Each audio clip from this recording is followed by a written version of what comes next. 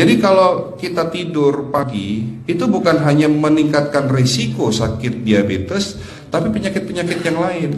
Dan satu hal, Rasulullah mengatakan, jika kita tidur setelah sholat subuh akan meningkatkan risiko pikun, Pak. Pikun loh, Bu. Ya, Pak, gampang pikun. Lah kalau kita sholat subuh menjelang maghrib setelah asar, apa yang terjadi? Islam melarang, kita dilarang oleh Nabi kita tidur menjelang maghrib, betul? Bukan karena nanti ketindihan setan, bukan ya. Secara medis diketahui bahwa orang yang kebiasaan tidur antara asar sampai maghrib itu akan menurunnya daya tahan tubuh. Jadi gampang sakit infeksi, Pak, kalau Bapak tidur menjelang maghrib. Kalau sekali lagi setelah sholat subuh gampang pikun, aliran darah ke otak itu tersumbat, ya, jadi stroke penyakitnya. Tapi kalau tidur setelah asar sebelum maghrib, itu daya tahan tubuh kita akan menurun. Jadi gitu ya jawabannya, Bu.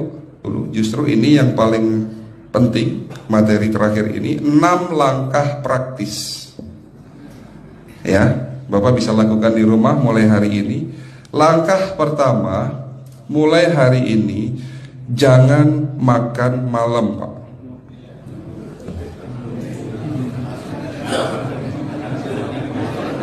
Ya, ala bisa karena biasa. Memang awalnya sulit, yang sudah kebiasaan makan malam itu sulit. Alasannya nanti nggak bisa tidur, Dok, betul ya? Nanti perutnya kembung, mual dan sebagainya. Itu karena kebiasaan. Dulu pun saya begitu. Tapi kalau sekali-sekali boleh, Pak. Misalnya diundang hajatan gitu, tetangga ada yang kawinan, hajatan, ya udah apa-apa, menghargai itu makan malam. Tapi sekali-sekali itu. Tapi kalau tiap hari ini yang nggak boleh, betul ya, Pak? Jangan makan berlebihan dan jangan makan malam. Makan sate boleh nggak, Pak? Boleh, siapa bilang nggak boleh? Sate itu, Bapak tahu daging kambing. Daging kambing, daging domba adalah makanan sehat, tidak berkolesterol. Yang kolesterol itu lemaknya, Pak. Tapi kalau Bapak makan daging murni, dagingnya tok, ya sehat, Pak. Yang nggak boleh itu santannya. Jadi makan gulai itu jangan, kalau gulai sate aja udah, ya, ataupun dibuat apalah, dibuat empal, ya. Oke, itu yang pertama.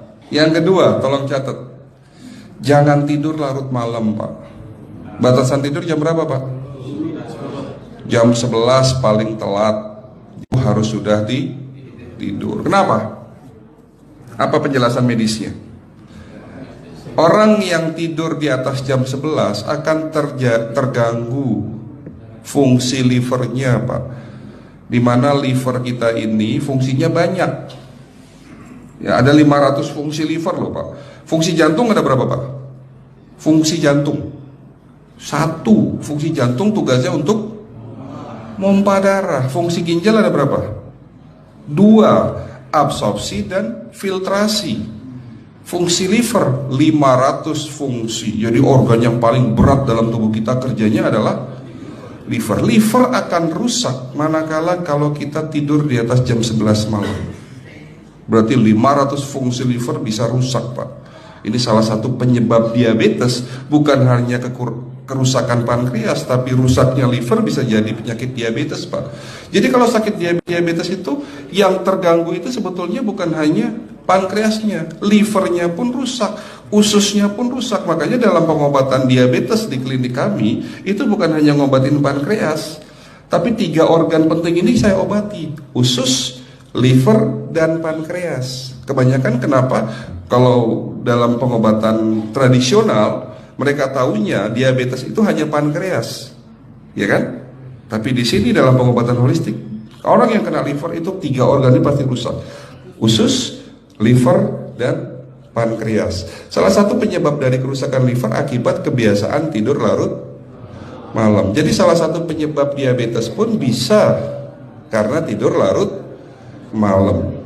Ya, batasan tidur jam berapa? Sekali lagi, jam 11 harus sudah tidur pulas. Jadi jam 10, setengah 11 paling lambat kita harus tidur pulas. Nanti setelah jam 1 boleh bangun. Yang penting jam 11 sampai jam 1 ini harus tidur pulas. Jadi kalau Bapak mau sholat tahajud jam 2 setengah 3 ya monggo. Ya. Oke, itu yang kedua. Yang ketiga, air putih Pak dijaga 2 liter sehari. Bagaimana cara minumnya yang baik? Rasulullah sudah ngajarin kita ada 6 sunnah. Harus duduk, pakai tangan kanan, seteguk demi seteguk, membaca basmalah di saat minum, diakhiri dengan alhamdulillah, kan begitu. Ya, pagi hari minum 1 gelas bangun tidur sebelum sholat subuh. Setelah sholat subuh boleh teh, tapi juga dibilas dengan 1 gelas air putih. Sebelum mandi nanti Pak, minum air hangat. Kalau Bapak mandinya pakai air dingin boleh, tapi sebelum mandi minum air hangat, biar tubuh kita ini jangan terlalu dingin di saat kita kena air dingin. Sampai maghrib pastikan 2 liter sudah masuk dalam tubuh kita. Malam mau tidur, tolong perhatikan Ibu ya, malam mau tidur jangan banyak-banyak minum. Nggak boleh minum malam itu segelas sampai 2 gelas mau tidur. Cukup seteguk 2 teguk saja. Karena kalau sampai kita minum mau tidur 1 gelas besar, ginjalnya malah rusak Pak. Ya. Oke, itu yang ketiga. Yang keempat, puasa. Lakukan puasa secara rutin, insya Allah kita sehat. Nah, untuk penjelasan atau materi puasa, nanti bisa hubungin staf saya. Nanti di bulan Ramadan tahun ini, kalau memang masih ada slot 1 sampai hari ke-20, saya bisa mengisi manasik kesehatan yang berkaitan dengan manfaat puasa untuk kesehatan. Insya Allah kalau memang masih ada slot waktunya, karena kita di bulan Ramadan hanya 20 hari kita mengisi manasik. Ya. Oke, itu yang keempat. Langkah keempat. Langkah 1, 2, 3, 4. Langkah kelima. Nah, sebelum saya menjawab yang kelima, saya ingin membacakan sebuah sabda Rasulullah. Rasulullah bersabda, di dalam tubuhmu ada segumpal daging. Jika segumpal daging itu sakit, akan sakitlah seluruh tubuhmu. Dan jika segumpal daging itu rusak, akan rusaklah seluruh tubuhmu. Apa itu segumpal daging? Segumpal daging itu adalah hati. Tapi ternyata yang dimaksud Rasulullah itu bukan liver Pak. Yang dimaksud Rasulullah adalah hati kita, roh kita, jiwa kita, perasaan kita. Kalau hati kita rusak, kita banyak penyakit hati, iri, dengki, sombong, takabur dan sebagainya. Penyakit fisik akan muncul dalam tubuh kita. Ya, tidak ada orang stres itu sehat, betul enggak Pak? Tidak ada orang yang suka marah-marah itu sehat, betul enggak? Bahkan Rasulullah menganjur senyum adalah ibadah. Senangkan orang lain, permudah urusan orang lain, insya Allah kita sehat. Ya. Jadi itu langkah ke-5. Langkah 1 sampai langkah ke-5 sifatnya individual. Bapak bisa lakukan sendiri di rumah.